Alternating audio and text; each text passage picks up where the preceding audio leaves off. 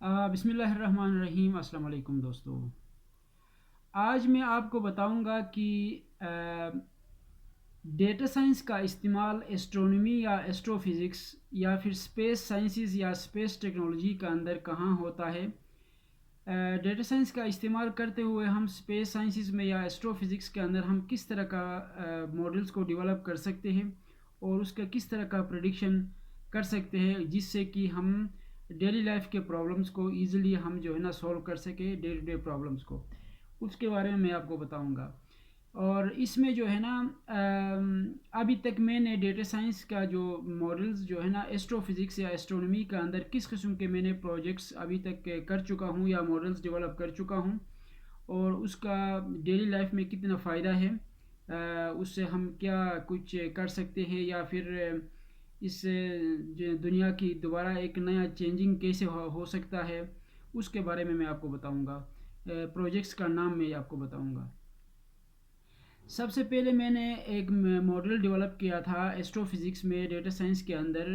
वो है astronomical objects की जो है क्लासिफिकेशंस के ऊपर मैंने एक मॉडल को डेवलप किया था।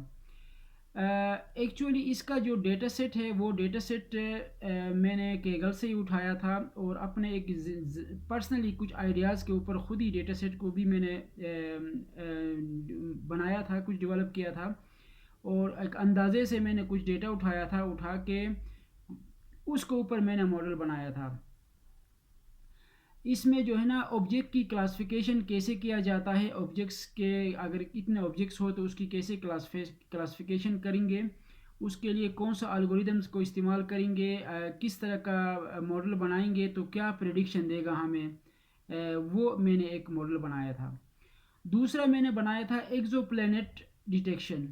एक्सोप्लैनेट की डिटेक्शन यानी कोई भी ऑब्जेक्ट की डिटेक्शन या प्लैनेट की डिटेक्शन कैसे किया जाता है, उसके ऊपर भी मैंने एक मॉडल बनाया था।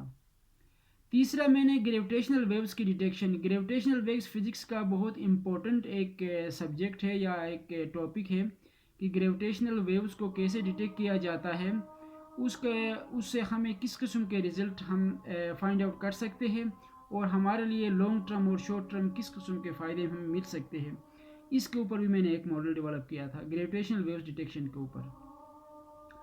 उसके बाद मैंने गैलेक्सी मॉर्फोलॉजी क्लासिफिकेशन के ऊपर, जो गैलेक्सीज है ना आसमान में, उसके मॉर्फोलॉजिकल क्लासिफिकेशन कैसे किया जाता है, उसके ऊपर मैंने एक मॉडल डेवलप किया था। और पांचवा मैंने सुपरनोवा डिटेक्शन और क्लासिफिकेशन के ऊपर भी मैंने एक बनाया था। सुपरनोवा आपको पता है, सुपरनोवा के ऊपर मैंने कैसे डिटेक्ट किया जाता है और उसकी क्लासिफिकेशन कैसे किया जाता है, इसके ऊपर भी मैंने एक मॉडल डेवलप किया था। और छठा मैंने पल्सार डिटेक्शन के ऊपर काम किया था, पल्सार डिटेक्शन में। सातवां कोस्मोलॉजिकल पैरामीटर एस्टिमेशन।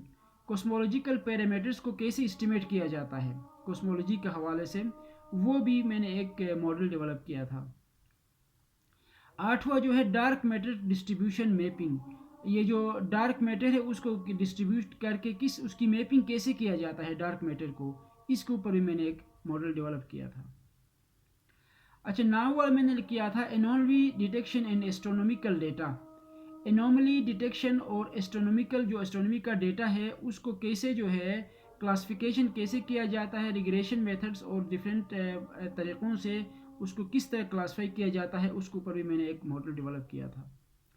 अच्छा, 10वां जो है एस्ट्रोनॉमिकल इमेजेस को डी ब्लरिंग और डी नॉइसिंग कैसे किया जाता है। डी ब्लरिंग जो होता है ना, ब्लर जो तस्वीरों का जो है ब्लर करना और उसको डी नॉइस करना, वॉइस को दोबारा उस तस्वीर को उधर उस पर डाल के दोबारा से उसको चलाना और उसके उस पर एक नए फीचर्स को के साथ उसको बना के उससे इंसाइट्स कैसे निकाली जाती है, उसके ऊपर भी मैंने एक प्रोजेक्ट और मॉडल बनाया था एस्ट्रोनॉमिकल इमेजेस को।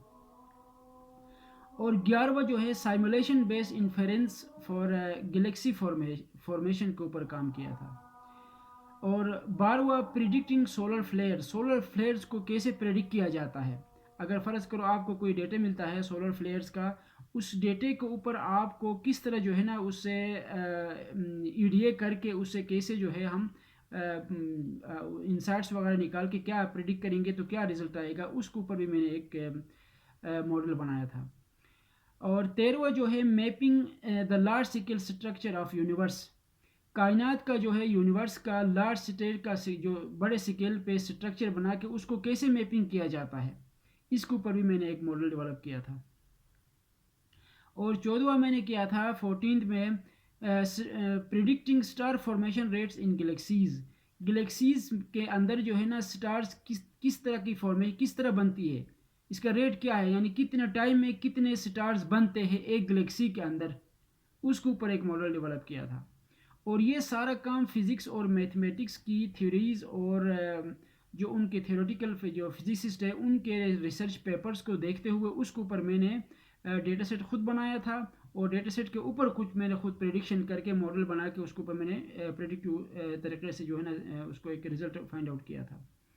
और 15th में जो है ना वेरिएबल स्टार क्लासिफिकेशंस के ऊपर भी मैंने एक मॉडल बनाया था। वेरिएबल स्टार क्लासिफिकेशन क्या होता है, उसको कैसे किया जाता है, उसकी क्लासिफिकेशन के हवाले से भी मैंने एक मॉडल बनाया था।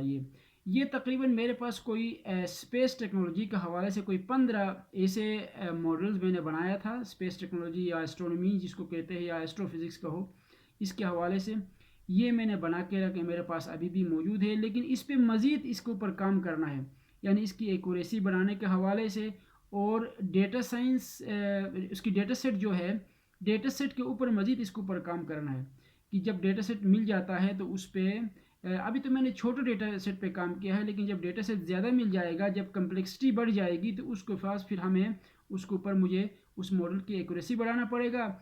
उसके लिए जो है ना ओवर फिटिंग और अंडर फिटिंग से बचाना पड़ेगा और उसकी जो है ना पूलिंग वगैरह बनाना पड़ेगा और भी चीज़ें करना पड़ेगा। और इस तरह का जितना भी काम होता है ना, ये सारे डीप लर्निंग की मॉडल्स को इस्तेमाल करते हुए, डीप लर्निंग के एल्गोरिथम्स को इस्तेमाल करते हुए इस तरह के मॉडल्स बनाना पड़ता है। डीप लर्निंग आपको पता है कि न्यूरल नेटवर्क्स या न्यूरॉन्स जो होते हैं वो ज़्यादातर डेटा हंग्री होते हैं। डेटा हंग्री टेक्नोलॉजीज़ और एल्गोरिदम्स है, इनको ज़्यादा से ज़्यादा डेटा चाहिए होता है। कम डेटे के ऊपर हमें काम या हमारा रिजल्ट बेहतर हमें नहीं मिल सकता है। तो डेटा हंग्री जो मॉडल्स या एल्गोरिदम्स होते हैं उसके ऊपर हमें ज़्यादा से ज़्यादा डेटा देना पड़ता है। तो अभी भी काफ़ी ऐसे प्रोजेक्ट्स जो मेरे पास मॉडल्स है वो अभी भी छोटे लेवल पे मैंने काम करने की वजह से वो अभी भी जो है ना कंप्लीट नहीं है। तो मैं डेटा कलेक्शन कर रहा हूँ एस्ट्रोनॉमी के हवाले से, स्पेस टेक्नोलॉजी का हवाले से, ताकि मुझे एक बड़े पैमाने पे इसका कोई रिज़ल्ट आउट मिल सके। तो अगर आपके पास कोई ऐसा दोस्त के पास कोई इस तरह का कोई डेटा सेट मौजूद है, आप समझते हैं कि हमारे पास ये डेटा सेट मौजूद है और हम जो है इसके ऊपर हम कोई नए प्रेडिक्टिव मॉडल्स बनाए, कोई रिज़ल्ट फाइंड आउट करना चाहते हैं, खुसूसन वो लोग जो मैथमेटिशियंस है या फिजिसिस्ट है, वो समझते हैं कि हमारे पास ये रिसर्च पेपर्स है या हमारे पास ये आइडिया है, इस तरह की टेक्नोलॉजीज़ हमारे पास है, तो उसके ऊपर आप कोई मॉडल बनाओ, तो उसके ऊपर मैं मॉडल बना सकता हूँ। या वो इदारे जिनको इस तरह के फील्ड में, इस तरह के काम में इंटरेस्ट है, जो हमसे बनवाना चाहते हैं, डेटा सेट आपकी हो, उसके ऊपर हम काम करेंगे। प्रॉब्लम स्टेटमेंट आप हमें बताएंगे, उसके ऊपर मैं आपको मॉडल बना के आपके लिए प्रॉब्लम सॉल्व कर सकता हूँ। तो मुझे तकरीबन इस फील्ड में 3 साल से ज़्यादा हो गया, ऑलमोस्ट 3.5-4 साल हो रहा अभी तक, और मैंने ये मॉडल्स डेवलपमेंट के ऊपर काम कर रहा हूँ। और फिज़िक्स के हवाले से भी, एस्ट्रोफिज़िक्स में भी है, अच्छा मेडिकल साइंस में भी है, और ये जो एग्रीकल्चर साइंस में भी है, और बाकी फील्ड्स में डोमेन के अंदर भी मैंने बहुत सारे मॉडल्स बना चुका हूँ। ऑलमोस्ट 300 से ज़्यादा मॉडल्स अभी तक बना चुका हूँ टेस्टिंग और अपनी लर्निंग स्टेज के ऊपर।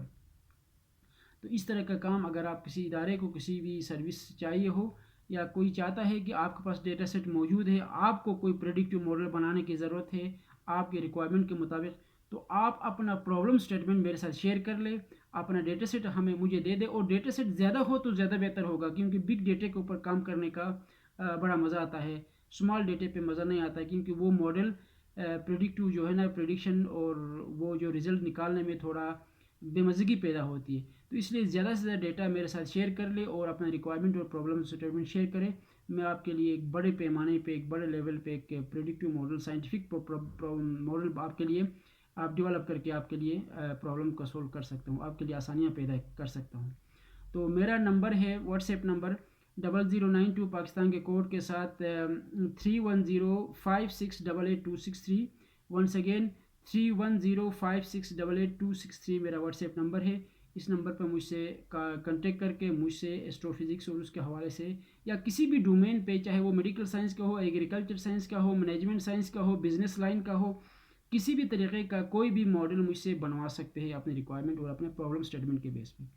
तो थैंक यू सो मच, मैं आपका फिर इंतज़ार करूँगा। बहुत शुक्रिया, गुड बाय।